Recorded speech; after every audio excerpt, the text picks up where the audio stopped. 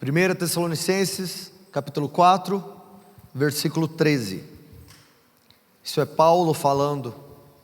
Todavia, irmãos, não queremos que sejais ignorantes em relação aos que já faleceram, para que não vos entristeçais como os outros que não têm esperança. Porque se cremos que Jesus morreu e ressuscitou, também devemos crer que Deus, por meio de Jesus, vai trazer juntamente com Ele os que já faleceram.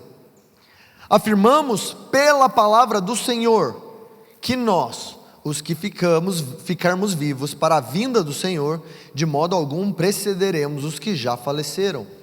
Porque ouvida a voz do arcanjo e ressoada a trombeta de Deus, o próprio Senhor descerá do céu, com grande brado, e os que morreram em Cristo ressuscitarão primeiro.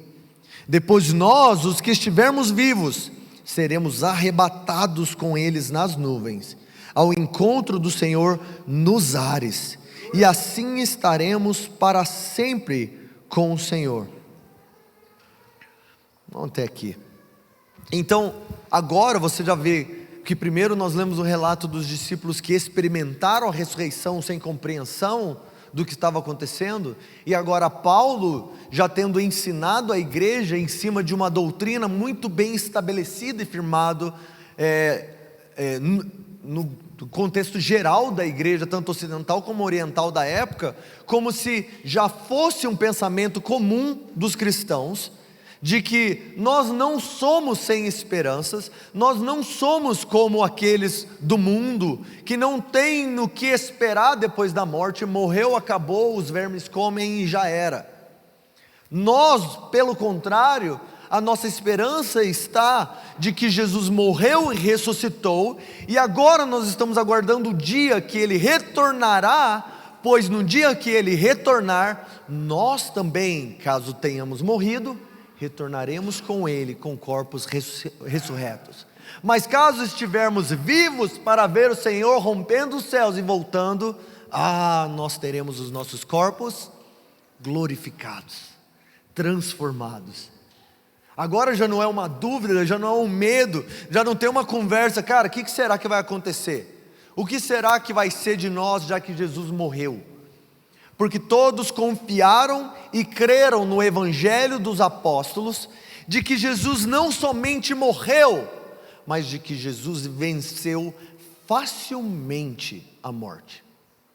Como Jesus mesmo colocou, Ele não tem a sua vida tirada dele, mas ao invés disso Ele a entrega voluntariamente, e quando Ele quer, Ele torna a recebê-la. Jesus, sendo Filho de Deus, Ele tem o poder sobre a vida e a morte. Como Filho do homem, como Daniel declara, Ele tem autoridade sobre todas as coisas. A morte não pode olhar para Jesus e convencê-lo a colocar grilhões nos seus pés e nas suas mãos, como Ele fez com cada um de nós, já que, como Paulo vai dizer, nós nos vendemos como escravos por causa do pecado.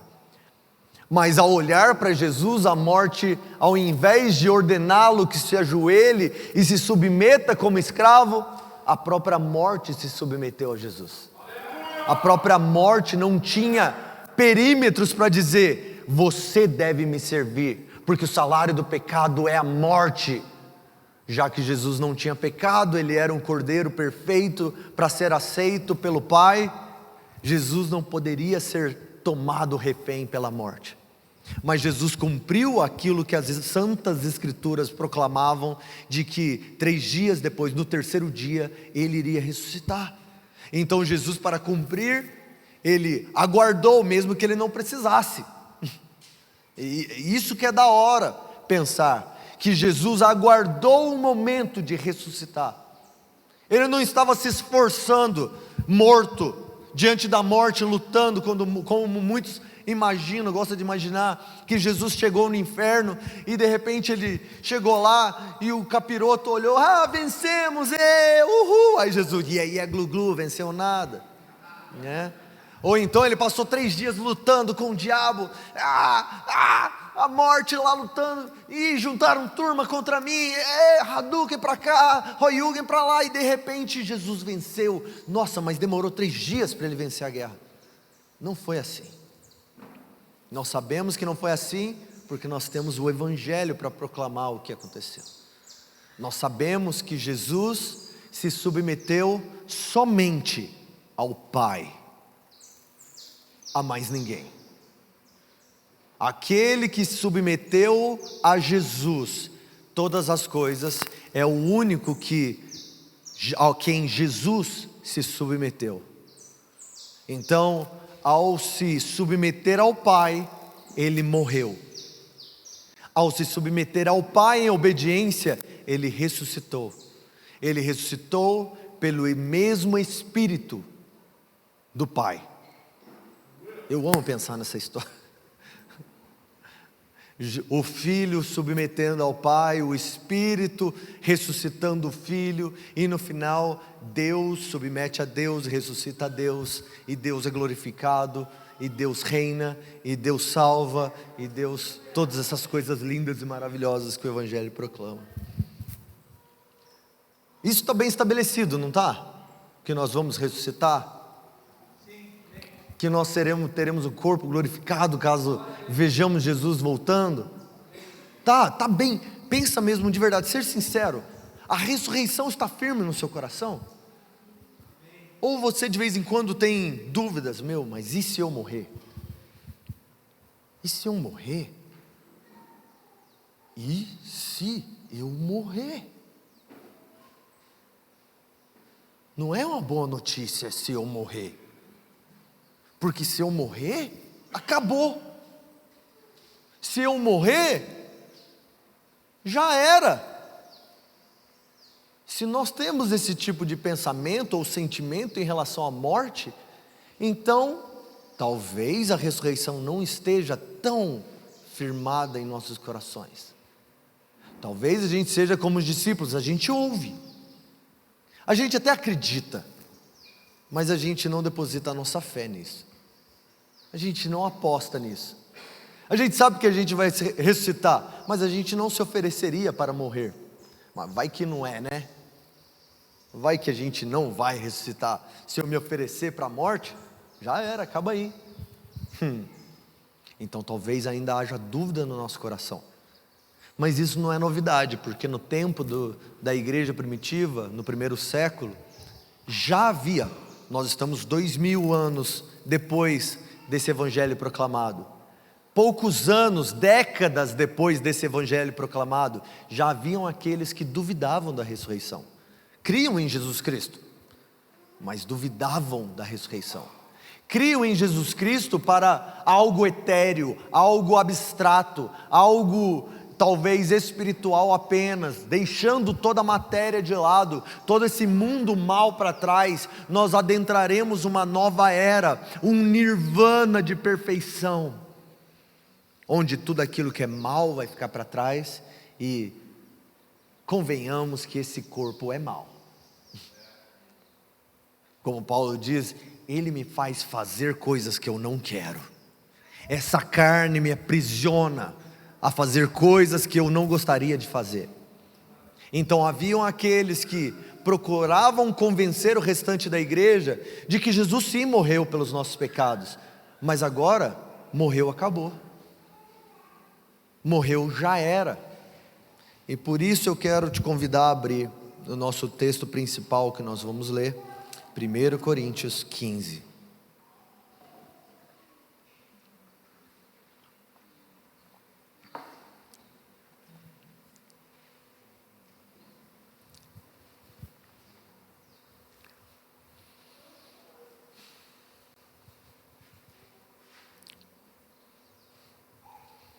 Coríntios é uma carta muito interessante. Paulo bate, faz carinho, bate, dá um tapa, faz cócegas. Aí ele vem, dá um encorajamento, fala: não, você é da hora, velho, fica triste não. É bem legal a maneira que ele lidar com a situação da igreja. E aí ele estava falando sobre ordem, sobre paz e tal. E aí ele entra no capítulo 15 e aí ele muda de assunto e ele vem para esse assunto que está incomodando ele, o fato de haver burburinhos na igreja de Corinto que estão acreditando que a ressurreição não é real. Então imagina se nós estivermos aqui agora, a igreja de Varginha, e a gente descobre que parte da igreja de Varginha não acredita em ressurreição dos mortos. Como você se sentiria? Será que você chamaria eles de herege? Será que você chamaria eles de irmãos?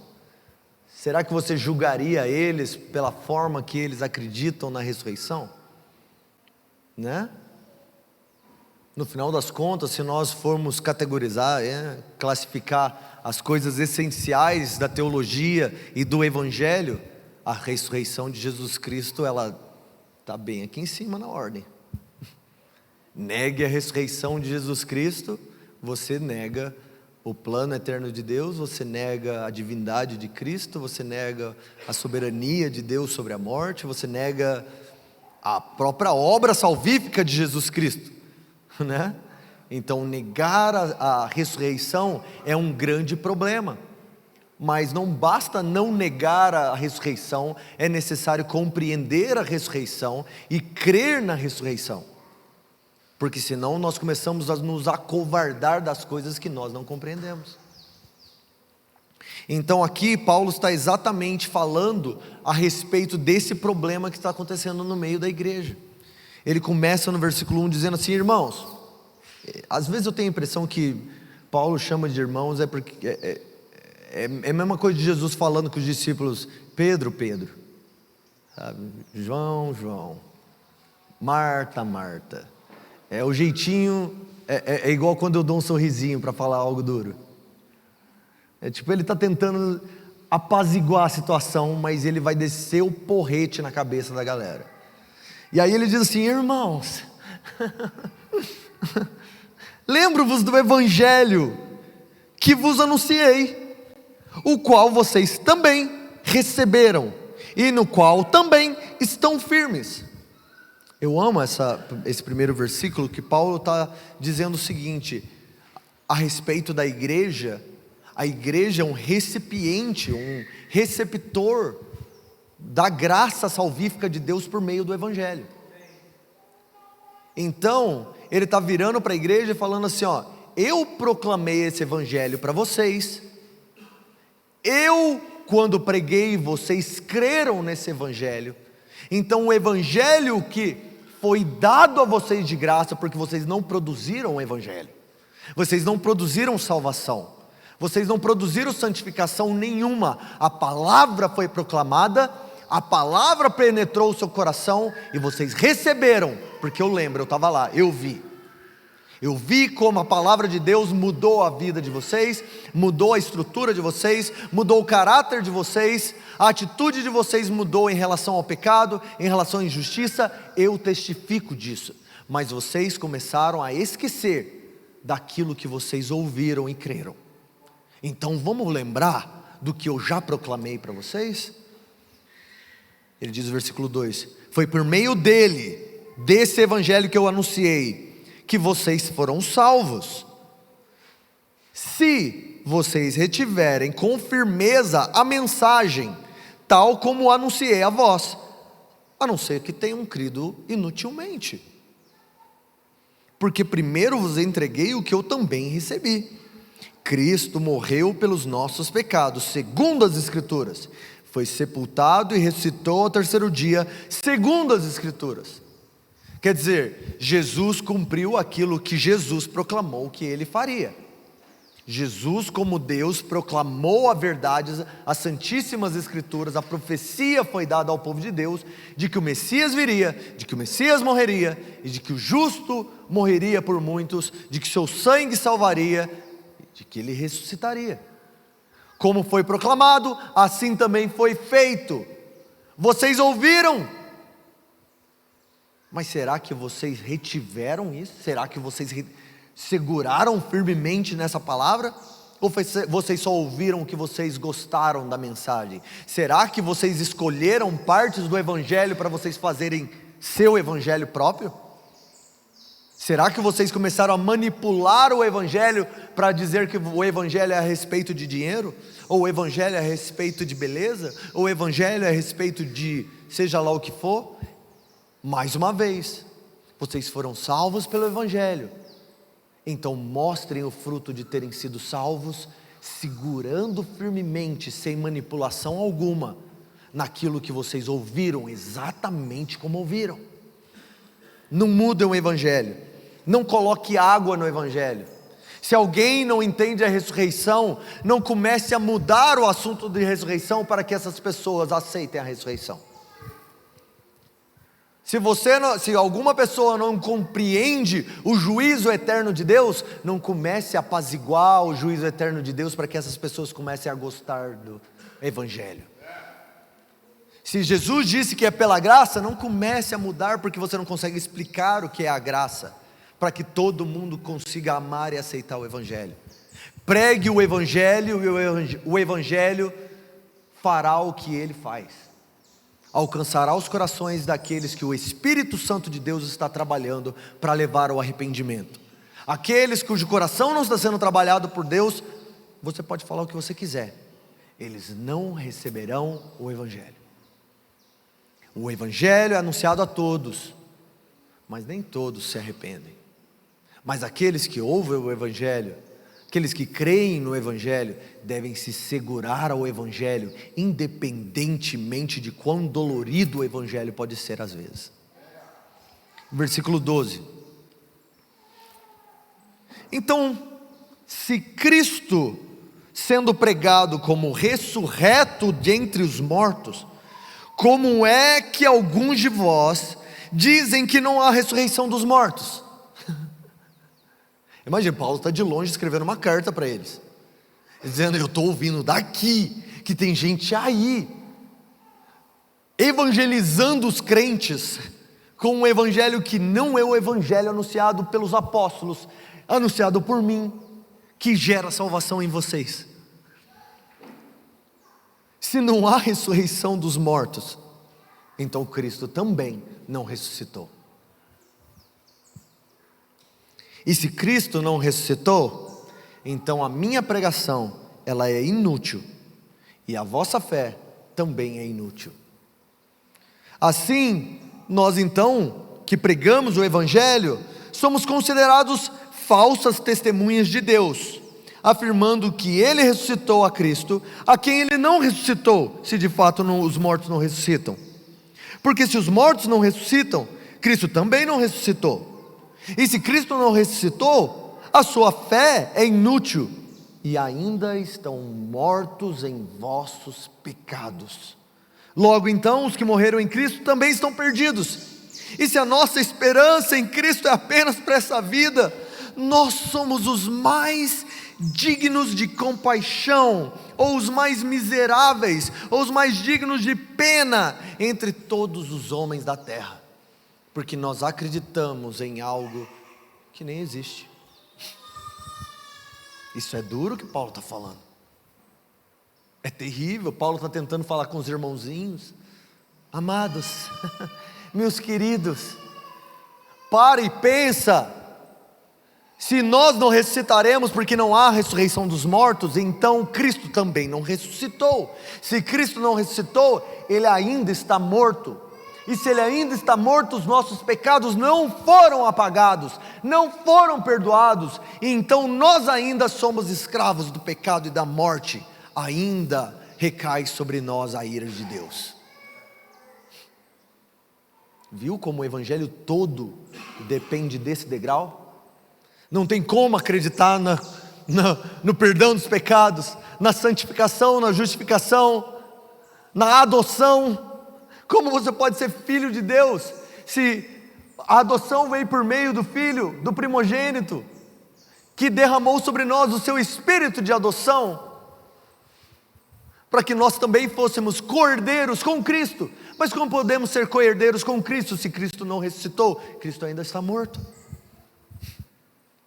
Então não temos adoção, não temos santificação, não temos perdão. Se não temos perdão, não temos unidade, não somos corpo, não pertencemos. não temos absolutamente nada para nos alegrar, não temos nada para proclamar como esperança.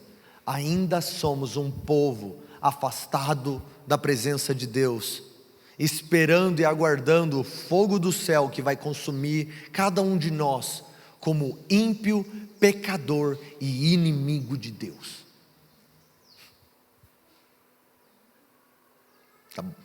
Tá levinho? Tá gostoso? Paulo bate de leve, né? Eu amo que ele repete 2 vezes essa parte. Ele diz assim: porque se os mortos não ressuscitam, Cristo também não ressuscitou. Ele fala aqui assim: se Cristo não ressuscitou, então a nossa fé, a nossa pregação é inútil, também a vossa fé. Versículo 17: se Cristo não ressuscitou, a vossa fé é inútil, e ainda estáis em vossos pecados. E ele ainda diz assim: não somente eu sou mentiroso porque eu disse que Deus ressuscitou Jesus dos mortos, como nós tornamos Deus também mentiroso, porque foi Ele quem disse que ressuscitaria Ele dos mortos. Deus mentiu, nós mentimos, e vocês acreditaram num monte de balela mentirosa. Que lambança, que bagunça. Como é a igreja de Corinto que vocês conseguem continuar se reunindo e cantando corinhos de fogo, se vocês não acreditam que o Filho de Deus ressuscitou dos mortos, e de que nós não iremos ressuscitar para reinar e nos alegrar e encontrar todo o prazer nele? Que tipo de evangelho vocês estão acreditando? Agora, isso serve para nós. Se nós acreditamos na ressurreição, por que é que nós estamos vivendo como aqueles que não têm esperança da ressurreição? Se nós somos diferentes da igreja de Corinto, que nós dizemos: não, eu acredito na ressurreição, eu acredito que eu vou ressuscitar, por que é que nós andamos diariamente com medo? Por que é que nós caminhamos diariamente como se o inimigo estivesse à espreita, pronto para acabar com a nossa vida? E se ele acabar, acabou, game over, acabaram as vidas. Porque se a ressurreição é verdadeira, então isso deveria ser como um grande poder saiyajin na nossa vida. Nós não temos medo nem do inimigo, nem do pecado, nem do mundo, nem da cultura, nem de nada, porque se esse corpinho perecer, a nossa esperança está que Cristo nos dará um corpão muito melhor. Quando Ele voltar, nós voltaremos. É igual aquele joguinho que volta, aí o avatar cai e voltou. Versículo 20. Agora é Paulo confrontando com a verdade do Evangelho, não falando a respeito do que eles estavam acreditando. Deixa eu falar uma verdade para vocês. Cristo ressuscitou dentre os mortos, sim, e por isso Ele é o primogênito, o primeiro entre os que faleceram.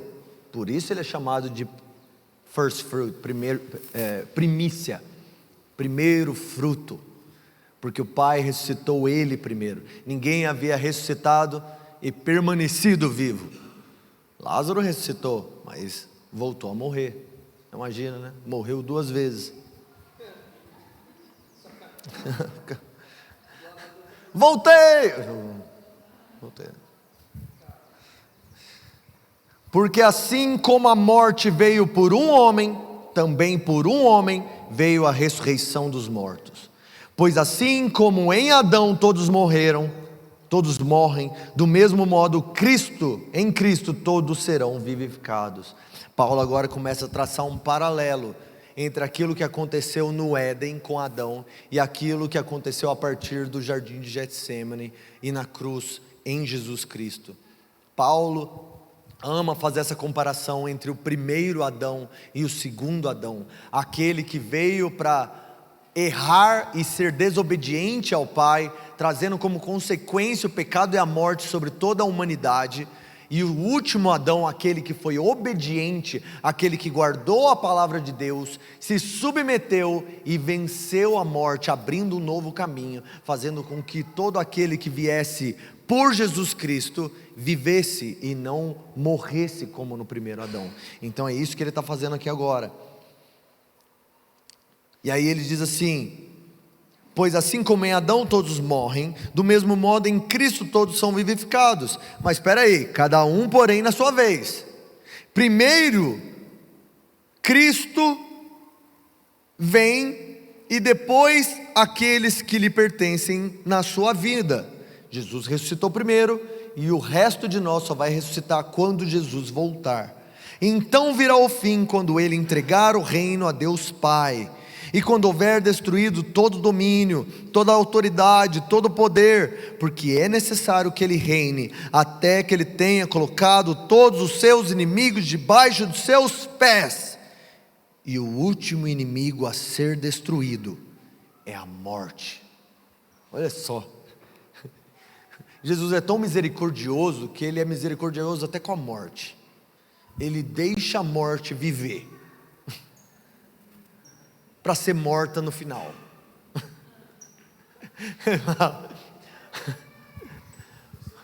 O que é seu está guardado. Você vai ver no final. Você vai testemunhar tudo que eu vou fazer, e no finalzinho você vai ser o último chefão. Eu vou acabar com você, mas eu vou deixar você por último. E aí ele diz: pois Deus Pai sujeitou todas as coisas debaixo de seus pés. Mas quando se diz que todas as coisas estão sujeitas a Ele, é claro que isso não inclui aquele a quem que sujeitou todas as coisas a Ele. E quando todas as coisas lhe estiverem sujeitas, então o próprio Filho se sujeitará àquele que todas as coisas lhe sujeitou, para que Deus seja tudo em todos. Agora versículo 35. Mas talvez algum de vocês venha perguntar para mim: ô pastor Paulo, como ressuscitam os mortos então? Vou dar uma chance para a sua teoria. Eu vou dar uma chance para acreditar nesse negócio de que a gente um dia vai ser glorificado ou receberemos um corpo ressurreto. Como é que vai ser isso então? Que espécie de corpo nós teremos? Nós vamos simplesmente voar? Nós vamos ser como fantasmas? Por um acaso a gente vai ter diferentes maneiras de ser visto uns pelos outros? Como é que vai funcionar? Aí Paulo fala com carinho para eles: insensato, seu tolo, seu Zé Mané, você não entendeu foi nada do que eu falei até hoje para vocês? Vocês não conseguem compreender as coisas naturais, imagina se vocês vão compreender as coisas espirituais. Presta atenção: aquilo que semeias não nasce se primeiro não morrer. Aí a gente agora, 2000 anos depois, fala: e o que isso quer dizer? Tipo, explica mais, Paulo. Não entendi. Mas quando ele declarou isso, aquele povo entendeu, porque eles tinham a sua base da sociedade na agricultura. Na hora eles entenderam: é por isso que é necessário a gente passar por essa transformação. É por isso que nós temos essa jornada de obediência, como Paulo falou. Porque a nossa jornada, desde o dia que nós fomos resgatados pela graça de Deus, é simplesmente como uma semente colocada no sol, esturricando e secando e murchando e sendo destruída, até que ela esteja perfeita para germinar e dar frutos. Aquele povo entendeu. Aquele povo sabia do que Paulo estava falando. A vida cristã, ela é ótima enquanto ela se acaba, enquanto a gente vai definhando. Se você ainda tem os seus desejos, se você ainda tem as suas vontades, se você ainda tem os seus planos, se você ainda está segurando o controle, provavelmente é porque você ainda não secou por inteiro. Provavelmente é porque você ainda não morreu por inteiro. E aí Paulo faz essa analogia, essa alegoria com a semente, dizendo que o fruto que vem depois, a árvore que cresce por causa dessa semente que foi secada, esturricada e saturada com a morte, ela depende exatamente deste primeiro processo. Se a semente for colocada diretamente, rapidamente no solo, ela talvez não dê uma boa árvore e bons frutos. Então, quanto melhor a semente morrer, melhor será a árvore que cresce e os frutos que ela dá. E é isso que ele continua dizendo. Ele vai dizer assim: aquilo que semeias não nasce se primeiro não morrer. Então, quando vocês semeiam, vocês não semeiam um corpo que vai nascer, vocês semeiam apenas a semente, assim como a semente do trigo de qualquer outra. Mas Deus é quem lhe dá o corpo como determinou. A cada espécie de semente Ele dá um corpo apropriado. Então ele vira para eles e fala assim: o seu papel não é escolher o tipo de corpo que você vai receber na era vindoura. O seu papel é fazer com que a sua semente morra direito. O seu papel não é ficar escolhendo que tipo de árvore, que tipo de fruto você vai dar quando Jesus voltar. Ai, Jesus, eu quero ter um corpo top, eu quero reinar sobre tal e tal nação, eu quero fazer isso e aquilo. Paulo fala assim: insensato, cala a boca, presta atenção. Se você não está nem se submetendo ao evangelho agora, você acha que você vai saber o que fazer na era vindoura com a sua mente inútil desse jeito? Faz o que você pode, e o que você pode é: faça morrer a sua própria semente. Quanto mais seca ela estiver, quanto mais submissa ela estiver, quanto mais plana, rebaixada e colada ao chão, exaltando a Cristo e humilhando a si mesmo, melhor é o corpo que nascerá depois na ressurreição. E aí do versículo 39 ao 41 ele vai falar: porque por acaso vocês não sabem, tem a espécie de árvore tal, a espécie de árvore tal, cada uma tem a sua majestade. Você vê o sol, você vê a lua, cada um tem o seu brilho. Você vê as estrelas, até mesmo as estrelas diferem em qualidade. Da mesma forma vai ser na ressurreição. Nós não teremos o mesmo brilho, nós não teremos a mesma categoria de glória, nós não teremos a mesma aparência e grandeza. Cada um terá a sua própria forma, de acordo com a sua própria semente. Galardão começa a fazer sentido quando você pensa nisso. O galardão adentrando na espécie de glória que é depositada nas nossas vestes eternas de ressurreição. Que delícia pensar que cada uma das nossas obras não são ignoradas por causa da graça de Deus, mas as nossas obras começam a fazer sentido em obediência a Deus, porque Deus nos recompensa com um corpo glorificado, de acordo com as obras de submissão, de obediência, de fazer morrer a nossa própria semente.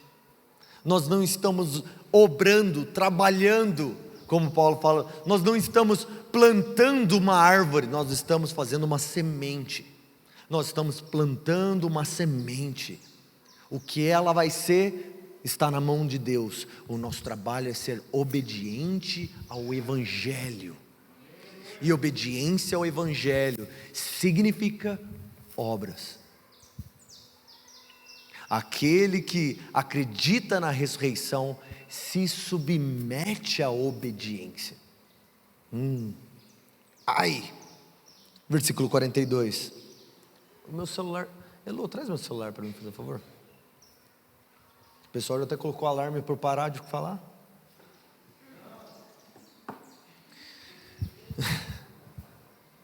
Versículo 42. Da mesma forma que as estrelas e o céu e o sol têm a sua majestade, assim também é a ressurreição dos mortos.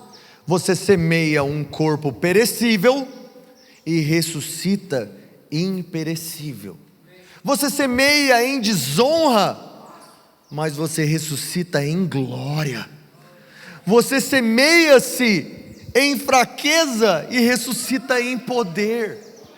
Você semeia em sim, eu serei obediente, e você ressuscita corpo glorificado, corpo santo e poderoso. Você está aqui vivendo a sua vida fraca. Eu não consigo nem orar, eu não consigo nem jejuar. Jejum de 40 dias, quantas vezes eu quebrei o jejum? Eu não consigo nem ficar sem comer. Eu não consigo nem ler a Bíblia todo dia. Jesus, eu não consigo nem submeter as minhas vontades a Ti. Mas hoje eu digo sim na minha fraqueza. Eu quero Te amar, eu quero viver para Ti. Perecível, frágil, simples, mas nada disso é em vão, porque na ressurreição isso significa eternidade, poder, glória. Não pela nossa própria força, porque nós não temos autoridade sobre a era vindoura, mas nós temos uma vontade própria que se submete e faz morrer essa semente chamada corpo perecível. Ele diz: você semeia um corpo natural e ressuscita um corpo espiritual. Se há corpo natural, então com certeza há também um corpo espiritual. Assim também está escrito: Adão, o primeiro homem, esse homem natural, esse homem perecível, esse homem em desonra e fraqueza. Se há o homem natural, o homem Adão, e ele tornou-se ser vivente. O último Adão, ele não se tornou ser vivente, mas ele se tornou aquele que dá a vida. O primeiro Adão, nós recebemos a vida. Adão recebeu o fôlego de vida, mas o último Adão é aquele que sopra a vida. Nós nascemos de novo. Isso significa que primeiro nós nascemos pelo fôlego recebido de Adão, depois nós nascemos de novo pelo fôlego recebido de Jesus. Se Jesus não ressuscitou, então nós ainda estamos mortos.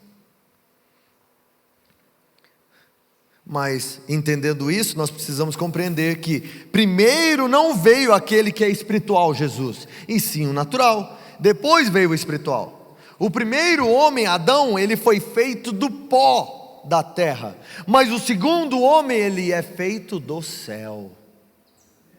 Ele é produto do céu, made in heaven.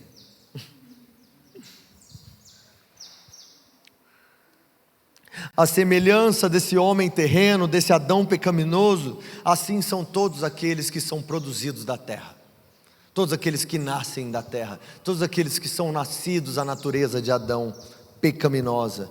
Mas a semelhança daquele homem celestial Jesus, assim são todos aqueles que são do céu. Assim como nós trouxemos antes a imagem do homem terreno, nós um dia traremos também a imagem do homem celestial. Olha a esperança de Paulo. Paulo verbalizando tudo aquilo que queima no seu coração a respeito da era vindoura. Que da hora. Ele fala hoje, ele imagina talvez Paulo careca, Paulo barbudo, Paulo estranho, Paulo com dor nas costas, de tanto açoite, de tanta surra que ele já levou, lutando com feras, brigando e tudo mais. Aí ele fala, cara, esse Dorflex que ainda não inventaram, oh Deus, isso é culpa de Adão. Mas louvado seja Deus que um dia eu carregarei a semelhança do corpo de Cristo, o homem celestial, o homem que cria e dá vida. A semelhança dele, eu também terei um corpo poderoso e glorioso. Assim como trouxemos a imagem do homem terreno, traremos também a imagem do homem celestial. Mas digo-vos isto, irmãos: carne e sangue não podem herdar o reino de Deus, nem o que é perecível pode herdar o imperecível. que ele está querendo dizer? A semente não pode ter corpo, a semente não pode ter glória, a semente não pode ter poder. Nós estamos nesse período como semente, é o período que Paulo fala: nós temos uma briga interna, a carne e o espírito, o que quero eu não faço, o que eu não quero eu faço. Quem me livrará desse corpo, dessa semente? Quem me livrará desse estágio, dessa jornada terrível que parece às vezes nunca acabar? Porque aquilo que é imperecível só pode tocar aquilo que foi revestido por Cristo. E isso só vai acontecer quando Cristo retornar. Agora nós não podemos. De certa forma é bom pensar que nós fomos salvos, que nós continuamente estamos sendo salvos, e que um dia também seremos salvos. Porque a salvação de Cristo, ela não é apenas passada, mas eu tenho no meu coração que nós vamos ter uma consciência eternamente grata por continuamente termos sido salvos. É aquela sensação de: talvez eu não estaria aqui, Ele não precisava ter me salvado, Ele não precisava ter me ressuscitado, me glorificado, Ele não precisava ter me feito co-herdeiro com Ele. Isso é o sentimento de estar continuamente sendo salvo por Cristo. E aí ele diz assim: então eu conto para vocês um mistério. Nem todos iremos morrer, mas todos seremos transformados. É claro que Paulo disse isso também na esperança de que Cristo fosse voltar na sua geração, de que alguns no seu tempo veriam Jesus voltando, assim como nós hoje temos essa mesma esperança, de que nós, mesmo que velhinhos, estejamos lá com o nosso coração queimando por Jesus, sentado numa cadeira de balanço, ainda assim o nosso coração vai estar com a expectativa de que Ele vai voltar, e Ele dizendo: nem todos vamos morrer, porque nós seremos transformados no seu retorno. Mas aqueles que morreram e aqueles que não morreram, todos nós seremos transformados juntos. Em um momento, do nada, de repente, no abrir e fechar de olhos, ao som da última trombeta, porque sim, a trombeta vai soar, e os mortos ressuscitarão imperecíveis, e nós que estivermos vivos seremos transformados. É a mesma palavra que ele está falando para a igreja, para os Tessalonicenses. Não sejam insensatos, não mudem a maneira de pensar. Nós estamos aguardando ouvir algo que vai anunciar aquilo que nós vamos ser transformados. Quando o soar da trombeta tocar, nós ouvirmos aquele soar, os nossos corações vão tremer de júbilo, porque é chegado o dia que a semente que morreu vai germinar, a árvore que vai crescer na terra, aquilo que dará frutos para a eternidade. Esse dia finalmente chegou. Ele diz: porque é necessário que aquilo que perece seja revestido do que é imperecível, aquilo que é mortal seja revestido do que é imortal. Porque quando o que perece se revestir do que é imperecível, o que é mortal se revestir do que é imortal, então finalmente se cumprirá a palavra, a profecia, as escrituras, as mesmas escrituras que disseram que ele iria morrer, que ele iria ressuscitar. Paulo está dizendo: essa profecia só vai se cumprir naquele grande dia. Alguém, talvez um anjo, ou talvez a igreja inteira vai começar a gritar, envergonhando, fazendo bullying contra a morte. Nós vamos olhar na cara da morte, será declarada, será gritada, vão dizer assim: a morte foi engolida pela vitória. E aí Paulo coloca uma musiquinha no meio da carta dele, porque isso aqui é uma canção. E ele começa a cantar: onde está, ó morte, a tua vitória? Ele está fazendo graça da morte aqui. Ele está rindo da morte. Ele não tem medo de ser morto. Ele não tem medo do que a morte pode fazer com ele. Ele diz: onde está, ó morte, a sua vitória? Onde está, ó morte, o seu aguilhão? Ué, o aguilhão da morte é o pecado, a força da morte é a lei.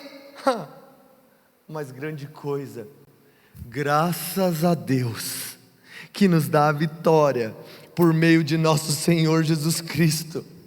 Graças a Deus que nós não temos mais algemas. Graças a Deus que nós não estamos submissos à morte. Graças a Deus, porque Jesus Cristo ressuscitou.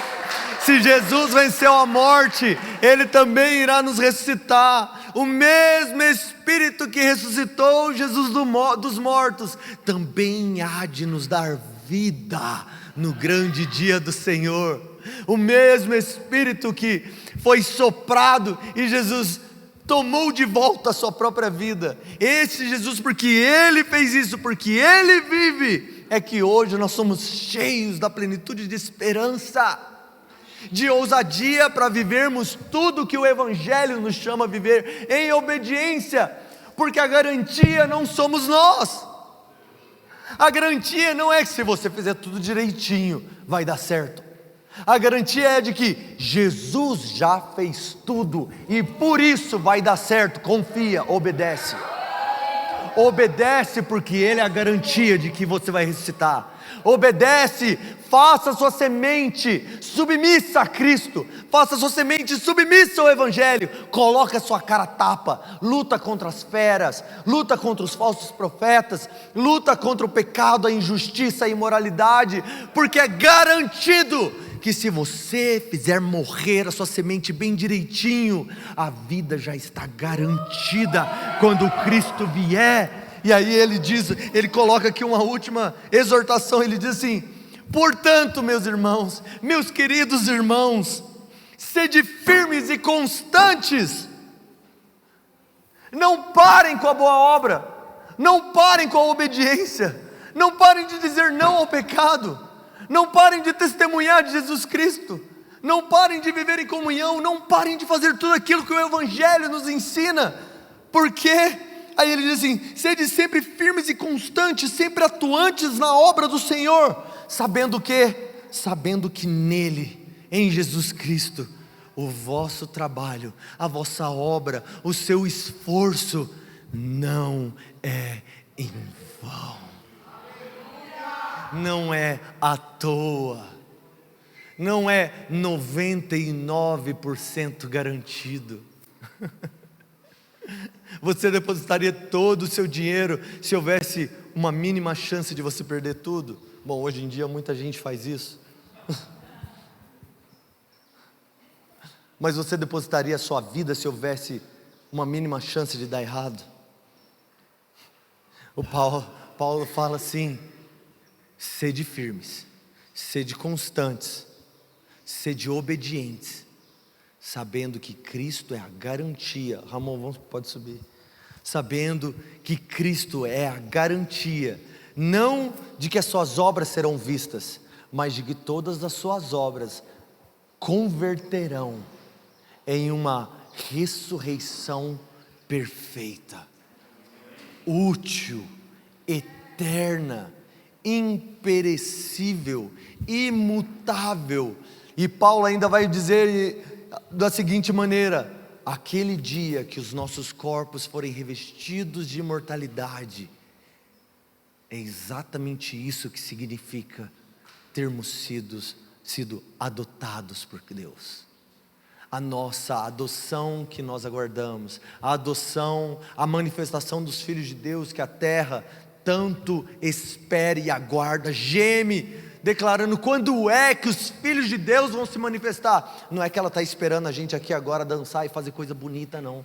Ela está aguardando o dia que os filhos de Deus terão os seus corpos ressurretos, porque nesse dia que ela será revestida, restaurada, retrabalhada pela ordem do reino de Deus, porque o rei estará lá, o reino estará firmado, e aqueles que herdaram a vida eterna estarão também trabalhando para ela, para que ela frutifique como Deus criou ela para existir.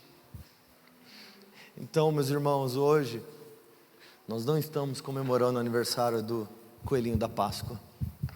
Hoje é um dia de abundante alegria. Assim como Deus libertou o povo do Egito, Cristo libertou o povo da morte. Assim como Deus enviou o seu juízo contra o Egito, para que seu povo saísse livre, assim Deus derramará sua ira contra toda impiedade, fazendo com que um povo santo, glorificado, ressurreto, seja reunido, encontrando com o nosso Senhor nos ares, nós possamos retornar para a terra, para que Cristo reine, até que Ele submeta todos os seus inimigos como estrado dos seus pés.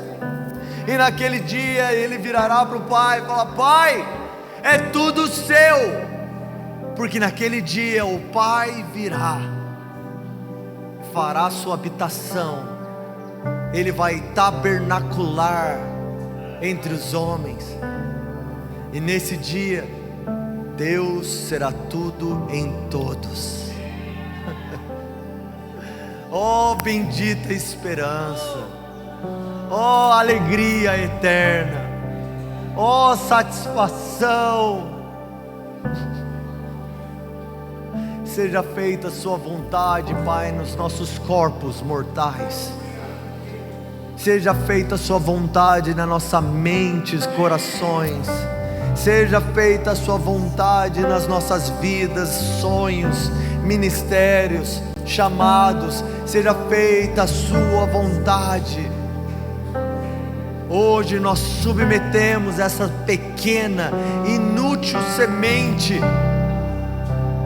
para que o Senhor receba a glória devida, para que o Senhor dê a essa semente a glória que seja útil na glorificação do seu nome na era vindoura.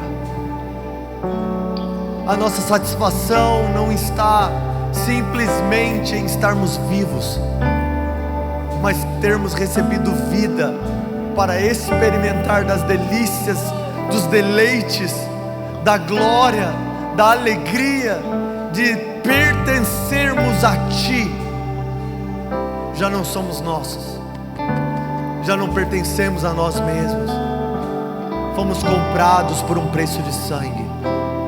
Digno é o Cordeiro de Deus, porque morreu, e com o seu sangue comprou homens e mulheres de toda tribo, língua e nação, e fez deles um reino de sacerdotes, e nós reinaremos com Ele na terra. Digno é o Cordeiro de Deus, que comprou um povo morto para fazer deles vida, que comprou um povo escravo para fazer deles livre, que comprou um povo órfão para fazer deles família. Digno é o Cordeiro de Deus, que fez com que a salvação alcançasse o Brasil, que fez com que a salvação alcançasse Varginha. Digno é o Cordeiro de Deus, que não suja as nossas vestes com seu sangue, mas lava as nossas vestes imundas com a sua santidade. Os nossos esforços para sermos aceitos, os nossos esforços para sermos vistos, antes eram como trapos de imundícia, mas hoje, revestidos da justiça, da retidão e da pureza de Jesus Cristo, temos livre acesso ao Pai. Nós não mendigamos pelos seus prazeres, não mendigamos pelo seu amor, não mendigamos a sua atenção. Nós somos tragos à sua santa presença, nós somos atraídos por Ti, assim como as Escrituras professam, de que o Senhor Deus declarou que o Senhor atrairia nós gentios ao seu santo monte, nos encheria de alegria na sua santa presença, faria de nós um povo em sua casa, e a sua casa seria chamada casa de oração para todos os povos, casa de relacionamento, casa de amor, casa de aceitação. Os nossos pecados apagados, esquecidos, perdoados.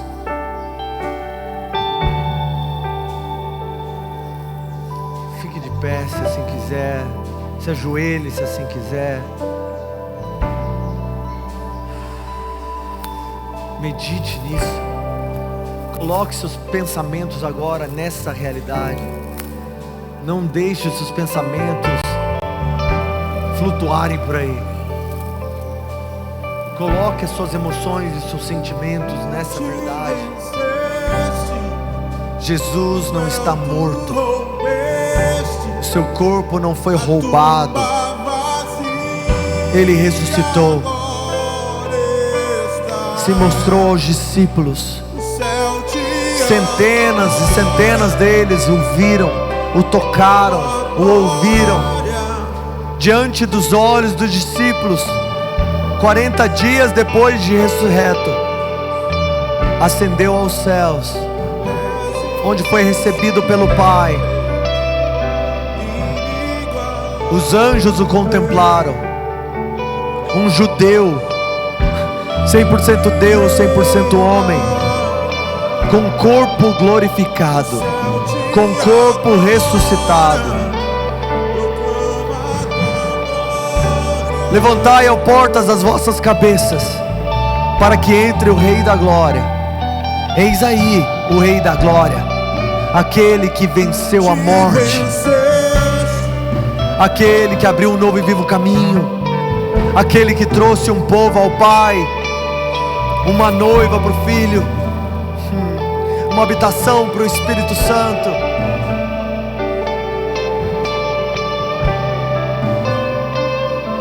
Jesus ressuscitou.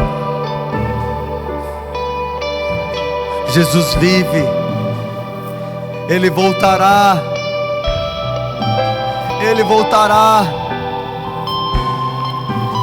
E como diz em 1 João, capítulo 3, sabemos, versículo 18, sabemos que todo que é nascido de Deus não vive pecando.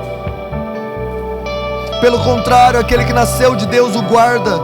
Deus o guarda e o maligno não toca. Sabemos que já somos de Deus, já somos filhos de Deus. Estou lendo errado. Amados, nós já somos filhos de Deus, e ainda não se manifestou o que havemos de ser. Mas sabemos que quando Ele se manifestar, quando Jesus se manifestar, seremos semelhantes a Ele, pois o veremos como Ele realmente é. É essa a nossa grande esperança. Comece a declarar com sua própria palavra agora, a celebrar a ressurreição de Jesus, a celebrar a realidade de que somos salvos e guardados nele. Ele venceu, Ele prevaleceu. Eis aí, o leão da tribo de Judá prevaleceu. O cordeiro de 7 olhos, 7 chifres